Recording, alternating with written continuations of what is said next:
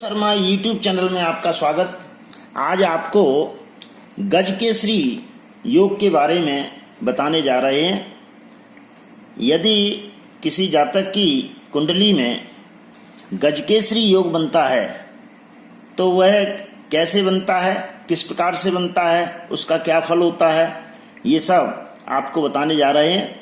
यदि मेरा चैनल आपको अच्छा लगता है तो इसे लाइक करें, सब्सक्राइब करें और शेयर करें और कृपया इस वीडियो को पूरा देखें। अगर कुंडली में चंद्रमा और बृहस्पति केंद्र में एक दूसरे की दृष्टि करके बैठे हैं या चंद्र गुरु की युति है, साथ साथ बैठे हैं, तो गजकेसरी योग बनता है। गुरु चंद्र से पहले, चौथे, सातवें और 10वें भाव में बैठे हैं तो भी गजकेसरी योग बनता है। इसके विषय में एक श्लोक में कहा गया है कि केंद्रे देव गुरु लग्नाच चंद्राद्वा सुद्रग्योते नीचास्तारि ग्रहे हीने योगो अयम गजकेसरी। और इसका फलित बतलाया गया है कि गजकेसरी संजात तेजस्वी धनवान भवेत मेधावी गुण संपन्नो राज प्रिय करो नरः। यह योग प्रसिद्ध योग है और किसी की कुंडली में होने पर ये बहुत फल देता है। और उसका कारण क्या है कि दो शब्द हैं, गज और केसरी। गज हाथी को कहते हैं और हाथी गणेश जी का प्रतीक है जो बुद्धि के देवता हैं। केसरी सिंह को कहते हैं और केसरी स्वर्ण सोने को भी कहते हैं। तो केसरी सिंह जो है अदम्य साहस का प्रतीक है। यदि किसी में बुद्धि और अदम्य साहस है तो सफलता का उसको वर्चस्व मिलेगा ही, अर्थात वह व्यक्ति सफल होगा। इस कुंडली में मैंने कालपुरुष की कुंडली ली है और इसमें मैं आपको बताने जा रहा हूं कि ऐसे तो क्या है कि चंद्र गुरु एक साथ किसी भी घर में बैठे हैं तो गजकेसरी योग होगा। लेकिन केंद्र में जब जिस तरह से ये चंद्र और गुरु ये केंद्र में बैठे हुए हैं तो ये गजकेसरी योग हो गया। इसी प्रकार से ये कहा गया है कि चंद्र गुरु इस ये केंद्र का भाव है, चंद्र गुरु, ये भी चंद्र गुरु की युति है। अब एक नियम तो यह है कि चंद्र गुरु केंद्र में किसी भी स्थान पर बैठ गए तो वो गजकेसरी योग होता है। दूसरा यह है कि एक दूसरे से दृष्ट हैं, अर्थात इधर ये चंद्र है, ये गुरु है, या इधर गुरु है, ये चंद्र है, एक दूसरे को देख रहे हैं, दृष्ट हैं, तब भी गजकेसरी योग बनता है। एक और नियम है कि यदि चंद्र से गुरु अपने पहले घर में, जैसे ये बैठा हुआ है, चौथे 1, 2, 3, 4 इस घर में, जैसे चंद्र से गुरु इस घर में बैठे हुए हैं तो भी वो गजकेसरी योग बन जाएगा। ऐसे ही साथ में 1, 2, 3, 4, 5, 6, 7 यहाँ पर बैठा है गुरु, तब भी 7, 8, 9, 10 और यहाँ पर। तो ये स्थिति इस नियम से कि गुरु चंद्र से पहले, चौथे, 7वें, 10वें भाव में है तो वह गजकेसरी योग होता है।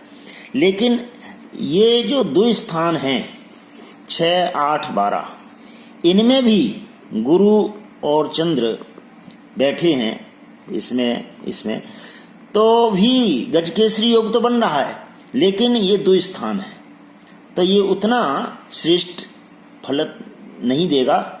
इसी प्रकार से ये आपके जो त्रिकोण हैं इसमें भी गुरु चंद्र यदि हैं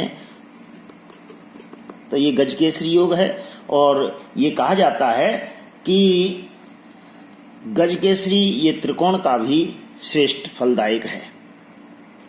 अब हम इसमें क्या चीज देखते हैं जिसकी वजह से कई बार जातक ये कहते हैं कि हमारी कुंडली में गजकेसरी योग है, लेकिन उसका फलित हमें नहीं प्राप्त हो रहा है, तो उसके लिए हम डिग्री देखते हैं कि कितने डिग्री का वह ग्रह है, कहीं वह अस्त तो नहीं हो गया है, कहीं नीच का तो नहीं है, मारक तो नहीं है। तो ये जो स्थितियां हैं, यदि वह अस्त है, नीच है, मारक है, या पाप ग्रहों की दृष्टि है, या द्विस्थान में 6, 8, 12 में, ये 6, 8, 12 ये द्विस्थान है, इनमें गजकेसरी योग बनना है, तो उसका फलित उतना श्रेयस्कर नहीं होगा। लेकिन यदि उस कुंडली में डिग्री अच्छी है, योग कारक है, उच्च ग्रह हैं, जैसे चंद्र वृष का उच्च का होता है और गुरु करक का उच्च का होता है, यदि वह गुरु करक का है, चंद्र वृष का है और ऐसा संयोग बन रहा है, युति है या दृष्ट है, तो वह अधिक फल देगा। यदि वो मित्र राशि में है, स्वग्रही हैं, तो इसके फलित उतने ही बढ़ जाते हैं। मैं ये बताना चाहूँगा कि यदि किसी को इसका फल नहीं मिल पा रहा है, तो जब उसकी महादशा प्रारंभ होती है या अंतर्दशा प्रारंभ होती है, तो उस समय उसका फलित अच्छा रहना चाहिए।